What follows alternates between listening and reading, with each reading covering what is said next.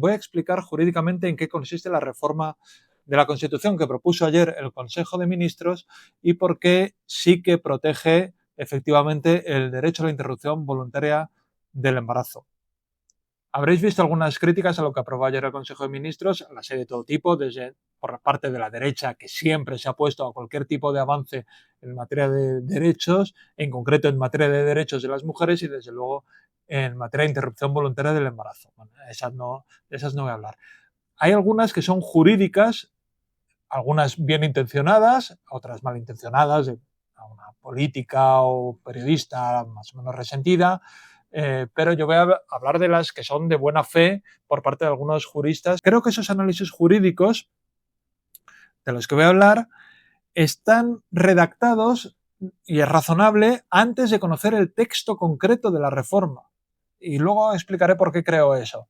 Pero vamos, digamos, desde hace un par de días se sabe que lo que se quiere aprobar es una reforma del artículo 43 de la Constitución y se han centrado en que es ese artículo el que se reforma, pero no el texto concreto que se ha aprobado, que creo que elimina las dudas que puedan tener de buena fe. Pero vamos a explicarlo. El debate se centra en que hay distintos tipos de derechos reconocidos por la Constitución. Están los derechos fundamentales, que van del artículo 15 al 29, antes está el 14, que es la igualdad de los españoles ante la ley, que es como la base de todos ellos.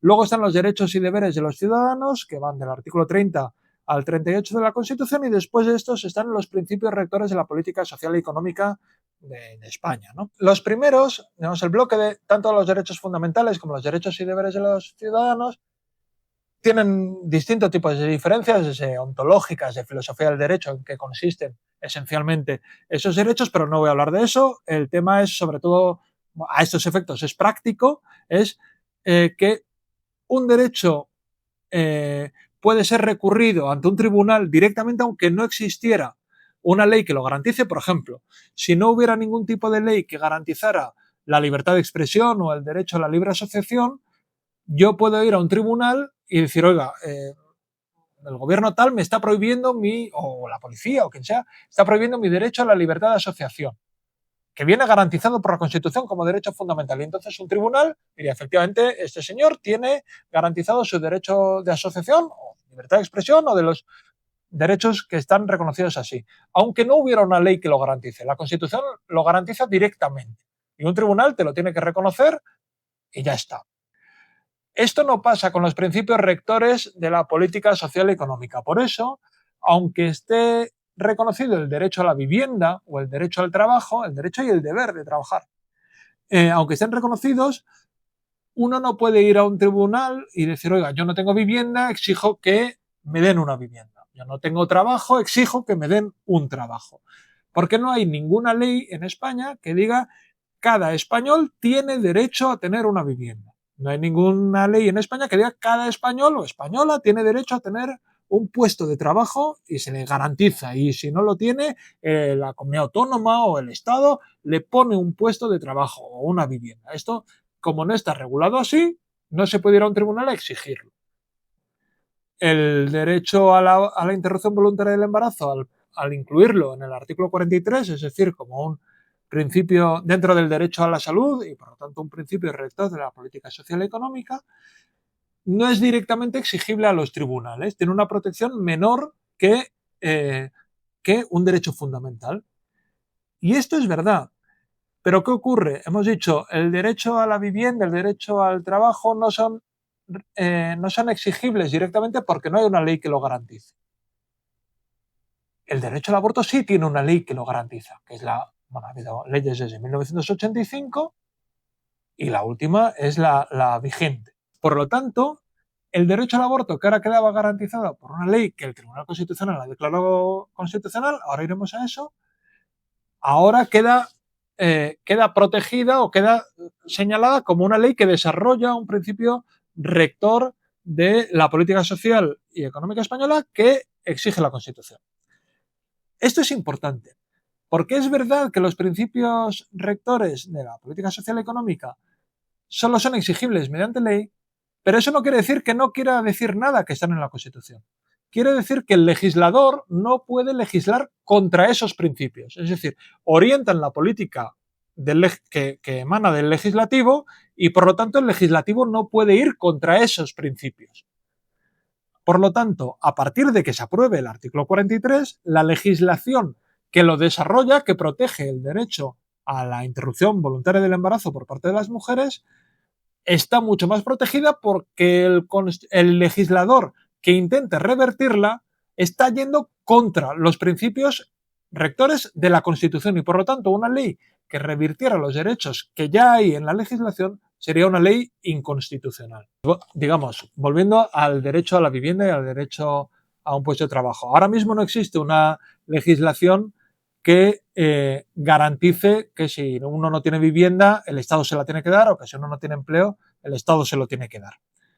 Pero si existiera, estaría desarrollando esa política, esos principios rectores de la política social y económica que garantice la Constitución. Y por lo tanto, si existiera esa ley, no se podría derogar, porque no se puede legislar contra esos principios rectores que promueve la Constitución. ¿Qué dicen estas críticas? Estas críticas dicen que la jurisprudencia que ha hecho el Tribunal Constitucional para avalar la constitucionalidad de las distintas leyes del aborto, lo que dice es que el derecho al aborto es una manifestación del derecho a la integridad física y moral, en este caso de las mujeres, y que por lo tanto sí que está subsumido en los derechos fundamentales. Lo cual no quiere decir que los derechos fundamentales incluyan el aborto, como ha dicho alguna persona estos días. Porque de ser así, una mujer en 1983, antes de que existiera la primera ley del aborto, después de recuperar la democracia, que fue la de 1985, ya hubiera podido recurrir a los tribunales diciendo tengo derecho al aborto porque lo reconocen los derechos fundamentales de la Constitución. Esto no era así. De hecho, las mujeres iban a la cárcel si abortaban, que es lo que la derecha intentó mantener entonces y parece que querría recuperar. No era así porque los derechos fundamentales no garantizan hoy en nuestra Constitución el derecho al aborto. Lo que hace el Constitucional es interpretar que en uno de los derechos fundamentales, la integridad física y moral de las mujeres, está incluido el derecho al aborto.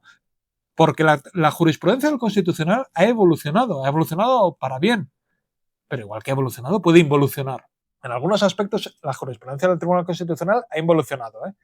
No es ahora el caso, pero esto ha sucedido. ¿Qué dicen esos juristas bien intencionados?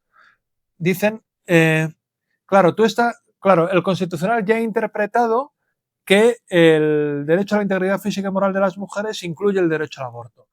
Al meterlo como principio rector en el derecho a la salud, estás dando pie a que el Constitucional interprete que el constituyente, es decir, el legislativo, el pueblo español, no quiere que sea un derecho fundamental, sino un principio rector y por lo tanto rebaja su protección. Yo creo que esto, en abstracto, no es acertado, porque es evidente que los principios rectores dialogan con los derechos fundamentales sin contraponerse a ellos, sino al revés, reforzándolos. Y hay en varios casos. Por ejemplo, el derecho a la cultura, que en el artículo 44 de la Constitución es un principio rector de la política social y económica constitucional y no se contrapone a la libertad de expresión. Al revés, que sea un principio rector refuerza la necesidad de garantizar la libertad de expresión como parte de esa manifestación del derecho a la cultura. O el propio derecho a la salud, del mismo artículo 43 que se está reformando, obviamente dialoga no solo con el derecho a la integridad física y moral, sino dialoga con el derecho a la vida. Y a nadie se le ocurriría decir que el derecho a la salud no forma parte del derecho a la vida o del derecho a la integridad física y moral por el hecho de estar reconocido como un principio rector de la política social y económica. Por lo tanto, creo que es un error pensar que incluir el derecho a la interrupción voluntaria del embarazo como principio rector de la política social y económica debilita su garantía como derecho fundamental, sino que lo que hace es lo mismo que pasa con el derecho a la salud o con el derecho a la cultura, reforzar su carácter constitucional y por lo tanto hacer de él una parte del núcleo duro de lo que constituye ese derecho fundamental concreto, en ese caso el derecho a la integridad física y moral de las mujeres.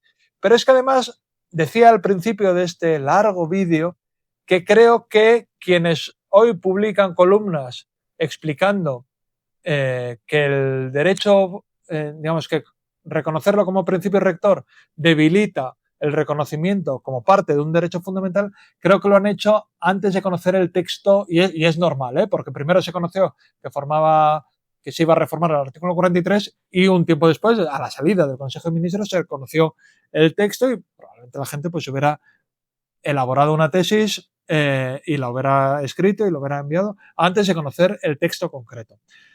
Porque el texto que se aprobó ayer es el siguiente. Se reconoce el derecho de las mujeres a la interrupción voluntaria del embarazo. El ejercicio de este derecho, en todo caso, será garantizado por los poderes públicos asegurando su prestación en condiciones de igualdad efectiva, así como la protección de los derechos fundamentales de las mujeres.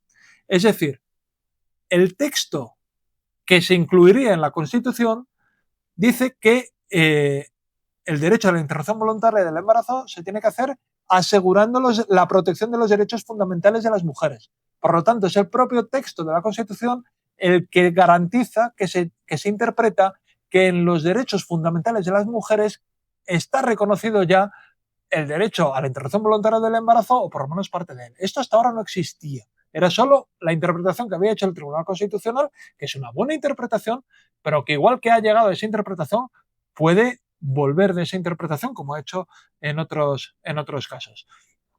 Por lo tanto, esta reforma de la Constitución no solo refuerza la interpretación de que en los derechos fundamentales está incluido el derecho al aborto, sino que la garantiza. La garantiza y la deja por escrito dentro del texto constitucional. Por lo tanto, sí que la reforma protege el derecho al aborto. Y hay una prueba muy clara. Si esta reforma debilitara el derecho de las mujeres a interrumpir voluntariamente el embarazo en función de la ley, el Partido Popular y Vox votarían a favor de esta reforma. Pero ya veréis cómo votan en contra, porque efectivamente esta reforma de la Constitución garantiza el derecho de las mujeres a que no haya involución en materia de interrupción voluntaria del embarazo.